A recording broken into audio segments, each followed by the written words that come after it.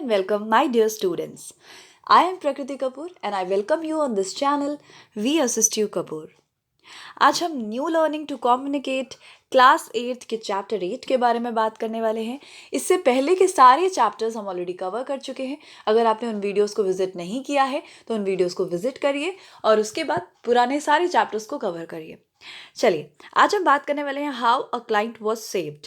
ये जो particular story है ये महात्मा गांधी जी ने लिखी थी और हम इसको पढ़ेंगे। ये बहुत इंस्पायरिंग और बहुत अच्छी स्टोरी है। तो चलिए शुरू करते हैं। How a client was saved, किस तरीके से क्लाइंट एक ऐसा व्यक्ति होता है जो एक तरीके से हमारा कस्टमर होता है, तो हम किस तरह से कस्टमर को बचाया था। अब यहाँ पर महात्मा गांधी जी ने ही पर्टिकुलर कहानी लिखी है और हम इसको पढ़ के देखते हैं कि इसमें वो हमें क्या बताना चाहते हैं। एज यू प्रोबेबली का मतलब होता है शायद, संभवतः या मुमकिन है ना, हो सकता है। As you probably know, Gandhi ji work as a lawyer in South Africa. जैसा कि आपको पता है कि गांधी जी ने साउथ अफ्रीका में एक लॉयर की तरह काम किया है फ्रॉम 1893 टू 1914। तो अप्रॉक्स 1893 से 1940 के बीच में उन्होंने वहाँ पर काम किया। Parsi Rustom ji was among his earliest friend in South Africa. और अगर हम बात करें साउथ अफ्रीका की, तो साउथ अफ्रीका में उनके सबसे पुराने जो दोस्त रहे हैं उनका नाम है Parsi Rustom ji. Later he became one of Gandhi ji's close associate and helped him in political and social work. बाद में दोस्ती के अलावा ये इनके बहुत क्लोज एसोसिएट, काफ़ी करीबी, एसोसिएट का मतलब एक तरीके से जुड़ा हुआ व्यक्ति या दोस्त ही हो सकता है, तो एसोसिएट बन गए और उन्होंने इनको बहुत मदद की पॉलिटिकल और सोशल वर्क्स में। It was Rustam ji's house that Gandhi ji one took shelter when he was attacked by angry mob of whites. Whites मतलब कि गोरे लोग, क्योंकि वहाँ पर भी साउथ अफ्रीका की बात करें तो वहाँ पर भी अंग्रेज़ों का राज था। तो साउथ अफ्रीका में काले काले लोग थे, तो वहाँ काले और गोरे के बीच में बहुत भेदभाव होता था। तो एक बार गुस्से में, मॉब मतलब होता है भीड़, गुस्साई हुई भीड़ ने गांधी जी पे अटैक कर दिया था। क्योंकि गांधी जी अंग्रेज़ नहीं थे, वो गोरे व्यक्ति नहीं थे। तो जब उन्होंने गांधी जी पे अटैक किया तो गांधी जी ने बचकर शेल्टर कहाँ ली थी? पारसी रुस्तम जी के घर पर ही। तो यहाँ पर हमें ये दिखाया जा रहा है कि गांधी जी और पारसी रुस्तम जी के बीच में कितनी घनिष्ठ, कितनी अच्छी फ्रेंडशिप है। ठीक है, तो चलिए हम देखते हैं कि क्या है। यहाँ पर लिखा हुआ है the reader by now will quite familiar with Parsi Rustom ji. तो द रीडर यानी हम सब के बारे में बात हो रही है, तो हमसे कहा जा रहा है कि अब तक आप बहुत फैमिलियर हो गए होंगे, बहुत जान गए होंगे पारसी रुस्तम जी के बारे में। ठीक है, he was one who became at one my client. तो गांधी जी बताते हैं कि वो एक ऐसा व्यक्ति है जो एक बार मेरा क्लाइंट बन गया था। क्लाइंट क्या होता है? A person who gets help और एडवाइस फ्रॉम द लॉयर। तो लॉयर की मतलब हम लोग लॉयर हायर करते हैं ना, तो लॉयर का, जैसे मान लो मैंने एक लॉयर हायर किया, तो वो लॉयर का कि मैं क्या रहूँगी? क्लाइंट रहूँगी। वो तो मेरा लॉयर रहेगा, लेकिन मैं उसकी क्या रहूँगी? क्लाइंट रहूँगी। तो बिल्कुल इसी तरीके से पारसी रुस्तम जी भी गांधी जी के क्लाइंट भी थे, यानी कि गांधी जी उनके लॉयर भी थे। ठीक है, एंड को वर्कर यानी कि वो साथ में काम भी करते थे। और perhaps it would be truer to say that first became coworker and then client. तो यहाँ पर ये कहना ज़्यादा सही होगा कि पहले पारसी रुस्तम जी और गांधी जी साथ में काम करने लगे और बाद में पारसी रुस्तम जी ने गांधी जी को अपना लॉयर बना लिया। ठीक है, तो पहले वो को वर्कर थे, बाद में वो क्लाइंट भी बन गए। I won his confidence to such an extent that he sought and followed my advice also in private domestic matters. तो गांधी जी कहते हैं कि मैंने उस व्यक्ति का, पारसी रुस्तम का विश्वास इस हद तक जीत लिया था कि वो मुझे सहयोग करते थे या मेरे साथ शेयर करते थे अपनी हर एक चीज़ों के में एडवाइस, मतलब वो कुछ भी करते थे उसमें गांधी जी की एडवाइस लेते थे। यहाँ तक कि प्राइवेट डोमेस्टिक मैटर्स, अपने घर के मामलों में भी गांधी जी की एडवाइस लेते थे वो। Even when he was ill he would seek my aid and though there was much difference between our ways of living. तो जब वो बीमार होते थे, जब कभी बीमार होते थे तो वो उनकी एड भी मांगते थे कि भाई आप मुझे, जैसे फर्स्ट एड होता है ना, एक तरीके से दवाई, तो एड भी मांगते थे। Though there was much difference between our ways of living. हालांकि रुस्तम जी और गांधी जी के जिंदगी जीने के तरीकों में बहुत अंतर था, फिर भी he did not hesitate to accept my quack treatment. और वो कभी हेजिटेट नहीं करते थे। हेजिटेट यानी होता है झिझक, तो वो कभी झिझकते नहीं थे, कभी हेजिटेट नहीं करते थे कि वो जो है क्वैक मतलब एक ऐसी ट्रीटमेंट जिसमें गांधी जी जो है बहुत ज़्यादा नॉलेज तो नहीं थी उनको मेडिसिन की, लेकिन फिर भी वो जो भी ट्रीटमेंट देते थे, क्वैक ट्रीटमेंट देते थे, ऐसे ही उसको बहुत ज़्यादा फॉलो करते थे वो, ठीक है, मान लेते थे। रुस्तम जी ये नहीं सोचते थे, डाउट नहीं करते थे कि ये जो दवाई बता रहा है गलत तो नहीं होगी, वो जो भी बताते थे ये मान लेते थे, ठीक है। This friend once got into a very bad scrape. तो गांधी जी कहते हैं कि ये जो दोस्त है वो एक बार बहुत बैड स्क्रैप, स्क्रैप का मतलब होता है बहुत डिफिकल्ट सिचुएशन, एक बहुत डिफिकल्ट सिचुएशन में ये दोस्त फंस गया। दो he kept me informed of most of his affairs. तो हालांकि इस दोस्त ने गांधी जी को अपनी ज़्यादातर अफेयर, ज़्यादातर बातों के बारे में बताया है। He had studiously kept back one thing, मगर उन्होंने स्टूडियसली मतलब बहुत सिंसियरली, बहुत केयरफुली एक बात इनसे छुपा ली। गांधी जी को वैसे तो वो अपनी सब बात बताते थे, यहाँ तक कि घर की बातें भी बता देते थे, लेकिन स्टूडियसली यानी कि बहुत केयरफुली, बहुत सिंसियरली उन्होंने एक बात जो है छुपा रखी थी। केप्ट बैक वन थिंग यानी एक चीज़ छुपा रखी थी। He was a large importer of good from Bombay and Calcutta. तो बात क्या थी कि वो जो व्यक्ति है पारसी रुस्तम जी, ये बहुत बड़े इम्पोर्टर थे। इम्पोर्टर यानी कि बाहर से सामान मंगवाने वाला, जो बाहर से सामान, जो फॉरेन कंट्री से इंडिया में सामान मंगवाता है उसे हम कहते हैं इम्पोर्टर। तो वो बहुत बड़े इम्पोर्टर थे फ्रॉम बॉम्बे एंड कैलकाटा। तो वो बॉम्बे और कैलकाटा में फॉरेन से बहुत सारा सामान मंगवाते थे। And not infrequently he resorted to smuggling. और नॉट इनफ्रीक्वेंटली का मतलब यहाँ पर है कि क्वाइट ऑफन, अक्सर ही इनफ्रीक्वेंटली मतलब अक्सर ही, वो रिजॉर्टेड का मतलब है यहाँ पर कि अडॉप्ट कर लिया था उन्होंने, एक कोर्स, एक तरीका उन्होंने अडॉप्ट कर लिया था, रिजॉर्ट हो गए थे वो किसमें, स्मगलिंग में। अब स्मगलिंग क्या होता है? स्मगलिंग एक क्राइम होता है कि जब आप किसी सामान को खरीदते हो या बेचते हो पर उस पर जो है आप इलीगल तरीके से डील करते हो, शायद आप उस पर टैक्स नहीं देते या कुछ भी ऐसा करते हो जो नहीं करना चाहिए, ठीक है। तो वो क्या करते थे, इनफ्रीक्वेंटली रिजॉर्ट करते थे और स्मगलिंग करते थे, और ये बात उन्होंने गांधी जी को नहीं बताई थी। But as he was on the best terms, पर जैसा कि उनके जो रिश्ते थे वो बहुत अच्छे थे, किसके साथ, with custom officials. Customs officials का मतलब कि वो लोग, गवर्नमेंट के वो लोग जो फॉरेन से आने जाने वाले सामान पर टैक्स कलेक्ट करता है। कस्टम्स में वो लोग होते हैं जो फॉरेन से आने जाने वाले सामान पर टैक्स कलेक्ट करता है। तो क्योंकि पारसी रुस्तम जी के बहुत अच्छे संबंध थे कस्टम ऑफिशियल से, यानी गवर्नमेंट के उन लोगों के साथ पारसी रुस्तम जी का संबंध था जो फॉरेन से आने जाने वाले सामान पर टैक्स वसूलते हैं। No one was incline to suspect him, इसीलिए किसी को भी उन पर सस्पेक्शन यानी कि डाउट नहीं हुआ। इंक्लाइंड का मतलब क्या होता है, टू बी विलिंग टू, या फिर आप किसी को भी ऐसा लगा ही नहीं। नो वन वॉज विलिंग, किसी को लगा ही नहीं, कोई चाहा ही नहीं कि उनको सस्पेक्ट कर सकें या शक कर सके उनके ऊपर, ठीक है। In charging duty they use to take invoices on trust. तो चार्जिंग ड्यूटी मतलब जब टैक्स कलेक्ट होता था, ड्यूटी का मतलब यहाँ पर टैक्स है, तो जब भी टैक्स का कलेक्शन होता था तो वो उनसे इनवॉइसेस यानी कि ऑफिशियल पेपर्स ले लेते थे भरोसे पर, और कभी इतना जांच पड़ताल नहीं करते थे। Some might even have convinced at the smuggling, और बहुत सारे ऐसे लोग भी थे जो उनके साथ इस गलत काम में सपोर्ट भी करने लग गए थे, यानी कन्विंस हो गए थे कि चलो हम भी तुम्हारे साथ स्मगलिंग करेंगे। तो पारसी रुस्तम जी का ये स्मगलिंग वाला एक काम चल रहा था, ठीक है। But to use the telling simile of Gujarat poet Akho, theft like quicksilver won't be suppressed. तो यहाँ पर हमसे बताया जा रहा है, एक पर्टिकुलर गुजरात में गुजराती एक पोएट हैं अखो, उन्होंने कहा था, उन्होंने एक सिमली का मतलब होता है एक तरीके से कंपैरिजन करके उन्होंने बताया था कि जो क्विक सिल्वर है यानी मरकरी जो है छुपाया नहीं जा सकता, उसे दबाया नहीं जा सकता। यानी कि वो कहना ये चाहते हैं कि हर चीज़ एक समय के बाद सामने आती है। यू कैनॉट कि आप उसको जो है छुपा कर रख लोगे, आप उसे झूठ बोल दोगे तो आप छुपा के नहीं रख सकते, कभी ना कभी तो वो सामने आएगी ही।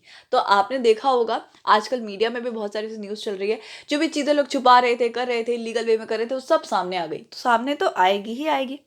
And Parsi Rustom ji is prove no exception, और यही पारसी रुस्तम जी के साथ भी हुआ। वो कोई एक्सेप्शन केस नहीं थे, उनकी भी की हुई स्मगलिंग अब सामने आने वाली है। The good friend ran post haste to me. अब ये जो अच्छा दोस्त है ये भागते भागते इनके पास आता है, गांधी जी के पास में, ठीक है। तो ये जो अच्छा दोस्त है, इनको लगता है कि जितनी जल्दी हो सके, पोस्ट हेस्ट का मतलब है as quick as he can, ठीक है। तो as quick as he can ये दौड़ते हुए गांधी जी के पास आता है, tears rolling down his cheeks, उसकी आंखों से आंसू बह रहे हैं, और वो कहता है भाई आई हैव डिसीव्ड यू, मैंने तुम्हें डिसीव्ड किया है, यानी मैंने तुम्हें धोखा दिया है। My guilt has been discovered today, जो मैंने गलती की थी वो पकड़ाई जा चुकी है। I have smuggled and I am doomed, मैंने स्मगलिंग की है और अब मैं डूम्ड हो चुका हूँ, यानी कि रुइंड हो चुका हूँ, बर्बाद हो चुका हूँ। I must go to jail and be ruined, तो मुझे अब जेल जाना पड़ेगा और मेरी पूरी लाइफ खराब हो जाएगी। You alone may be able to save me from this predicament, उसने कहा तुम अकेले हो जो मुझे बचा सकते हो इस प्रेडिकामेंट से। प्रेडिकामेंट का मतलब होता है एक अनप्लेजेंट सिचुएशन, एक बहुत गंदी सिचुएशन जो मेरे सामने आ गई है, इससे तुम ही सिर्फ मुझे बचा सकते हो। I have kept back nothing else from you, मैंने तुमसे और कुछ भी नहीं छुपाया है सिवाय इसके। But I thought I ought not to bother you with such tricks of trade, पर मुझे लगा कि मुझे तुम्हें बॉदर का मतलब क्या होता है, परेशान करना, मैं तुम्हें परेशान नहीं करना चाहता था ट्रेड में की जाने वाली ऐसी ट्रिक्स के वजह से। And so I never told you about this, और इसीलिए मैंने तुम्हें कभी नहीं बताया इस बारे में कि मैं स्मगलिंग करता हूँ। But now how much I repented, मगर अब मैं कितना ज़्यादा रिग्रेट कर रहा हूँ, मैं कितना पछता रहा हूँ इस चीज़ पे, मैं तुम्हें बता भी नहीं सकता, ठीक है।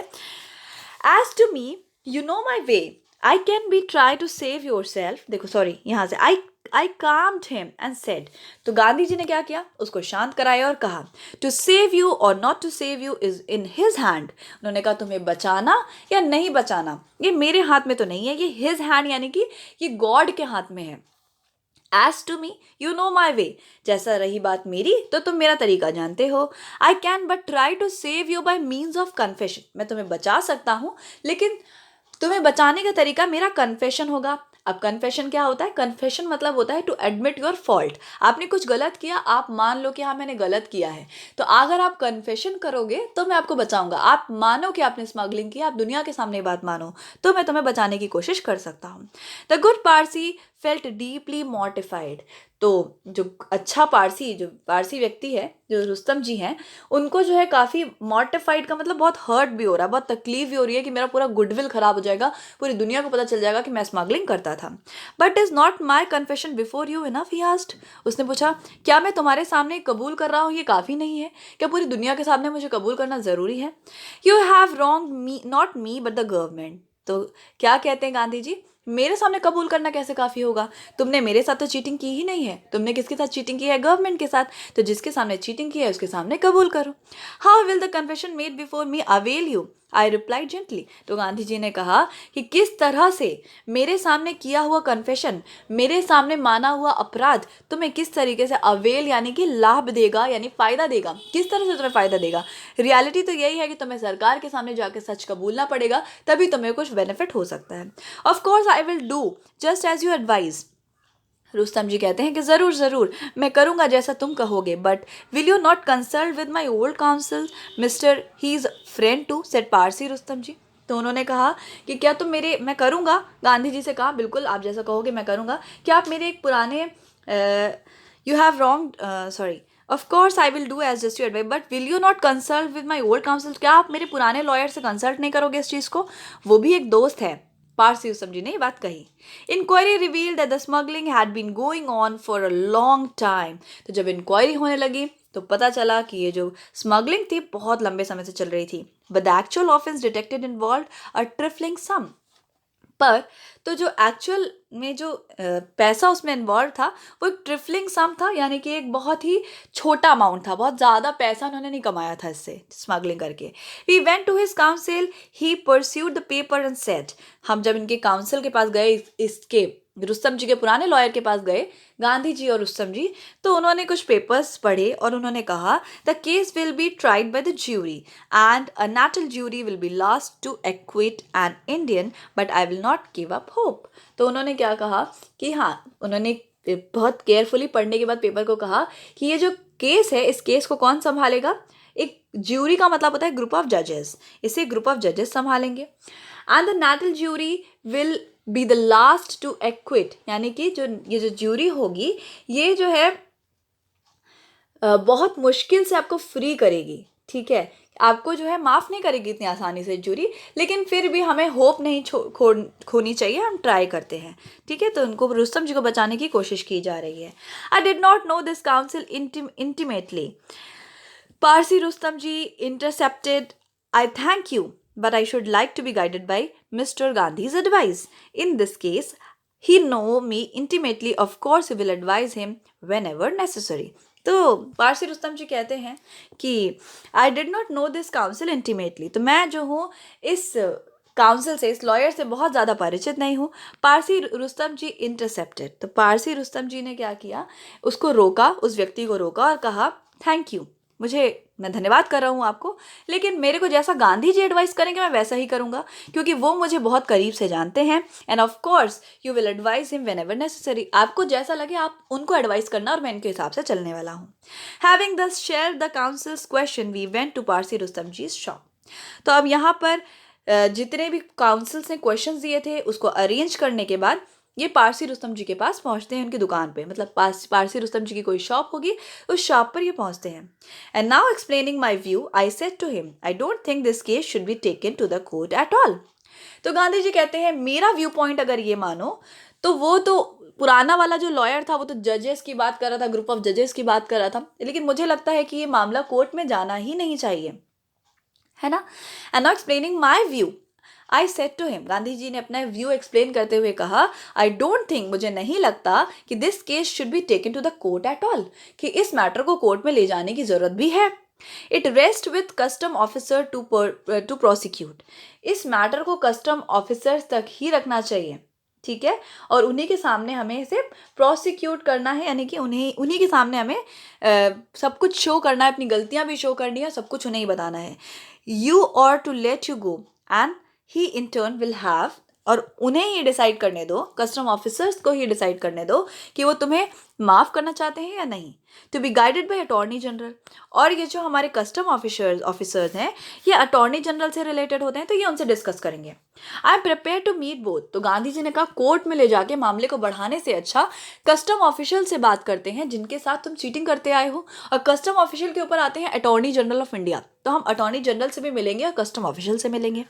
I am prepared to meet both. I propose that you should offer pay the penalty they fix and the odds are that they will be agreeable. तो उन्होंने कहा और मैं तुमसे ये कहना चाहता हूँ पारसी रुस्तम कि तुम्हें क्या करना होगा, तुम्हें तैयार रहना होगा जितना भी पेनल्टी वो तुम पर लगाएंगे वो देने के लिए, और जिस भी बात पे वो तुम्हें जो भी चीज़ें तुम्हें पनिशमेंट देंगे उसके लिए तुम्हें अग्री होना पड़ेगा। But if they are not you must be prepare to go to jail, लेकिन ऐसा भी हो सकता है कि वो बात ना माने और तुम्हें जेल जाना पड़े, तो तुम्हें जेल जाने के लिए भी रेडी होना पड़ेगा। I am of opinion that the shame lies not so much in going to jail as in committing offence. Gandhi ji कहते हैं कि असल में जो रियल शर्म आनी चाहिए, जो असल में शर्म आनी चाहिए वो जेल जाने पे नहीं आनी चाहिए, वो गलत काम करने पर आनी चाहिए। जब तुम्हें गलत काम करते वक्त शर्म नहीं आई तो अब जेल जाने में कैसी शर्म। तो एक तरीके से टॉन्ट भी कर रहे हैं और डांट भी रहे हैं और समझा भी रहे हैं, ठीक है। The deed of shame has already been done, तो जो एक्शन है, जो काम था, जो शर्मनाक था वो तो तुम ऑलरेडी कर चुके हो। Imprisonment you should regard as a penance, और जो तुम्हें जेल होगी तुम इसे पेनेंस समझो। पेनेंस का मतलब होता है कि गलत करने पर जो सज़ा मिलती है उसे एज अ पनिशमेंट ट्रीट करो। The real penance lies in resolving never to smuggle again, और जो असली पनिशमेंट तुम अपने आप को दे सकते हो वो ये कि तुम इस बात को अपने आप से वादा करो कि तुम कभी भी स्मगलिंग नहीं करोगे। I cannot say that Parsi Rustam ji took all this quite well. पता नहीं, अब गांधी जी कहते हैं मुझे नहीं पता कि पारसी रुस्तम ने इस बात को ढंग से समझा कि नहीं समझा। He was a brave man, पर वो ब्रेव मैन था, but his courage failed him for the moment, पर उस समय उसका जो करेज था, उसकी जो हिम्मत थी, उसकी जो ब्रेवरी थी, वो सब फेल हो जा रही थी। His name and fame was at stake, उसका नाम शोहरत सब कुछ जो है स्टेक पे यानी रिस्क था सबके ऊपर। And where would he be if the edifice he had reared with such a care and labor should go to pieces। और यहाँ पर जो हमसे पारसी रुस्तम जी के बारे में डिस्क्रिप्शन दिया जा रहा है तो उसमें ये कहा जा रहा है कि पारसी रुस्तम जी का जो basically edifice he had Rudyard, मतलब कि जो रुस्तम जी ने अपनी रेपुटेशन बनाई है, जितनी भी रेपुटेशन उन्होंने अपनी बिल्ड की है वो सारी की सारी जो है टुकड़ों में बटने वाली है, गो टू द पीसेस यानी इसके टुकड़े टुकड़े होने वाले हैं. Well I have told you, he said, I am entirely in your hands, you may do just as you like. जैसा कि रुस्तम जी ने कहा था गांधी जी से कि मैं पूरी तरीके से तुम्हारे हाथ में हूँ, तुम्हें जो समझ में आए करो, तुम्हें जो ठीक लगे वो करो. तो वो जो गांधी जी जो कुछ भी कर रहे थे वो उसको ट्रस्ट कर रहे थे. ठीक है, अब आगे हम पढ़ते हैं इसको. क्या है? I brought to bear on this case all my power of persuasion. अब इस केस पे गांधी जी ने कोशिश करी कि उनकी परसुएशन मतलब किसी को कन्विंस करने की जितनी भी पावर है वो सब यूज करी जाए और किसी तरह से रुस्तम जी को बचा लिया जाए. I met the custom officials fearlessly, apprised him of whole the affair. I promise to place all the book at his disposal and told him how penitent Parsi Rustom ji was feeling. तो यहाँ पर गांधी जी जो है कस्टम ऑफिसर से मिलते हैं और वहाँ जाकर वो जितना अप्रेस का मतलब होता है सब एक्सप्लेन करते हैं, बिना डरे सब कुछ एक्सप्लेन करते हैं कि पूरा मामला क्या था, और प्रॉमिस करते हैं कि जितनी भी बुक्स हैं जिसमें घोटाला हुआ है वो सब वो ला कर रखेंगे और उसे डिस्पोज कर देंगे, उसे हटा देंगे, है ना. And told him how penitent Parsi Rustom ji was feeling, और ये भी बताते हैं कि पारसी रुस्तम जी को कितना ज़्यादा रिग्रेट है और कितनी तकलीफ हो रही है इस चीज़ से. The custom official said, I like the old Parsi, I am sorry he has made fool of himself. तो कस्टम ऑफिशियल कहते हैं कि जो बूढ़ा पारसी है मुझे वो व्यक्ति अच्छा लगता था, पर मुझे बड़ा दुख हुआ ये जानकर कि उसने खुद को ही बेवकूफ़ बनाया है और खुद ही अपने ही जाल में फंस गया है. You know where my duty lies. I must be guided by Attorney General. So I would advise you to use all your persuasion with him. तो उन्होंने कहा कि मेरी तो लिमिट ज़्यादा नहीं है, मेरे ऊपर तो अटॉर्नी जनरल काम करते हैं, तो मैं आपसे एडवाइस करूंगा, आपको मैं सलाह दूंगा कि आपको जितनी भी परसुएशन है, जितना भी आपको कन्विंस करना है वो उनको करिए, मुझे नहीं. I shall be thankful, said I, if you do not insist on dragging him into the court. तो गांधी जी कहते हैं ठीक है मैं उनको कन्विंस कर लूंगा, लेकिन मैं आपसे एक बात कहना चाहता हूँ कि मैं आपका बहुत शुक्रगुजार हो जाऊंगा, बहुत थैंकफुल हो जाऊंगा अगर आप इस बात पर जोर नहीं डालेंगे कि उनको कोर्ट में ले जाया जाए, मामला हम बाहर ही सुलझा ले तो अच्छा है. Having got him to promise this, I entered into the correspondence with the attorney general. इस बात का वादा लेने के बाद, कस्टम ऑफिशियल से वादा करवाने के बाद गांधी जी जाते हैं अटॉर्नी जनरल के पास और उनसे भी मिलते हैं, मेट हिम.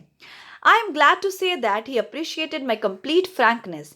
और ये बताते हुए गांधी जी को बहुत खुशी हो रही है कि जो अटॉर्नी जनरल हैं वो बहुत खुश थे गांधी जी की फ्रैंकनेस से, उनकी बातचीत से, एंड वॉज कन्विंस्ड, और वो कन्विंस्ड हो गए that I had kept back nothing, और उन्हें इस बात पर भरोसा हो गया कि गांधी जी ने उनसे कुछ भी नहीं छुपाया है. ठीक है, I no forget whether it was in connection with this or with some other case that my persistence and frankness extorted from him the remark, I see you will never take a no for an answer. अब गांधी जी कहते हैं कि मुझे तो खुद ही नहीं समझ में आ रहा कि जो उन्होंने मुझसे कहा, जो मुझसे कन्विंस हुए, और उन्होंने कन्विंस होने के बाद ये भी कहा कि तुम जो हो मुझसे फ्रैंक, मतलब गांधी जी कहते हैं कि मैं बात को भूल चुका हूँ कि उन्होंने ये बात मुझसे क्यों कही थी, या ये तो उन्होंने मुझसे एक प्रेशर में आके कही थी या फ्रैंकनेस के कारण कही थी. उन्होंने कहा था कि तुम अपने किसी सवाल के लिए नो नहीं सुनना चाहते, तुम्हारा हमेशा यही उद्देश्य होता है कि तुम जो कुछ भी बोलो सामने वाला उसका आंसर यस में ही दे, इसलिए तुम चाहते हो कि मैं पारसी रुस्तम को माफ़ कर दूं और मुझे माफ़ करना भी पड़ेगा. The case against Parsi Rustam was compromise. तो पारसी रुस्तम के अगेंस्ट जो केस था उसे कॉम्प्रोमाइज कर दिया गया था. कॉम्प्रोमाइज यानी कि बाहर ही सेटल कर देना, कोर्ट में ना ले जाना. ही was to pay a penalty equal to the twice amount he has confessed to having smuggled. उसको पेनाल्टी देनी पड़ी 2 गुना, जितना उसने स्मगल से कमाया था उसका 2 गुना पेनाल्टी देनी पड़ी. Rustam ji reduce to the writing the facts of the whole case. Rustam ji ने जो भी उसने केस किया था, जो भी स्मगलिंग उसने की थी, उसको लिखित में लिखा, पूरे केस को स्मॉल में लिखा. Go to the paper framed and hung it up in the office to serve as a perpetual reminder to his heirs and fellow merchants. और उसने क्या किया, वो जो पूरा पेपर है उसे फ्रेम कराया और अपने ऑफिस में लगा लिया, जिससे कि उनके आने वाली जनरेशन को और उसके साथ के लोगों को ये बार बार ये रिमाइंड कराता रहे कि कभी भी स्मगलिंग मत करना. These friends of Rustam ji warned me not to take in by the transitory contravention. तो यहाँ पर जो फ्रेंड्स है रुस्तम जी के, वो कहते हैं, मतलब उनके रुस्तम जी के जितने भी फ्रेंड्स थे वो कहते हैं कि यार state of feeling sorry for something bad that you have done which does not last long. मतलब उन्होंने कहा कि सॉरी वॉरी फील करना ज़्यादा दिन तक नहीं रहता है. ठीक है. When I told Rustom ji about this warning he said, what would be my fate if I deceived you. तो रुस्तम जी के फ्रेंड्स कह रहे थे कि ये जो उन्होंने टांग लिया है ना यहाँ फ्रेम रेम करके, इससे क्या ही होने वाला है, एक समय के बाद इंसान फिर भूल जाता है और फिर गलती करता है। तो गांधी जी ने ये बात रुस्तम जी से डिस्कस की कि क्या ऐसा सच है। तो रुस्तम जी ने कहा, अगर मैं तुम्हें फिर से धोखा दूं तो मेरा क्या ही भाग्य होगा, मेरा भाग्य तो और खराब हो जाएगा, कितनी मुश्किल से तुम मुझे जेल से बचा के लाए हो और मैं फिर जेल चला जाऊंगा। तो यहाँ पर महात्मा गांधी की ऑटोबायोग्राफी है, the story of my experiment with truth. इसी के एक स्टोरी में से ये जो how the client was saved, इसे लिया गया था। आई होप ये चैप्टर आप अच्छे से समझ गए होंगे। इसी तरह जुड़े रहिए हमारे साथ हमारे channel we assist you Kapoor पे, और इसे लाइक करिए, शेयर करिए, और आने वाले वीडियोस के नोटिफिकेशन के लिए सब्सक्राइब करना बिल्कुल मत भूलिए। Thank you so much and God bless you.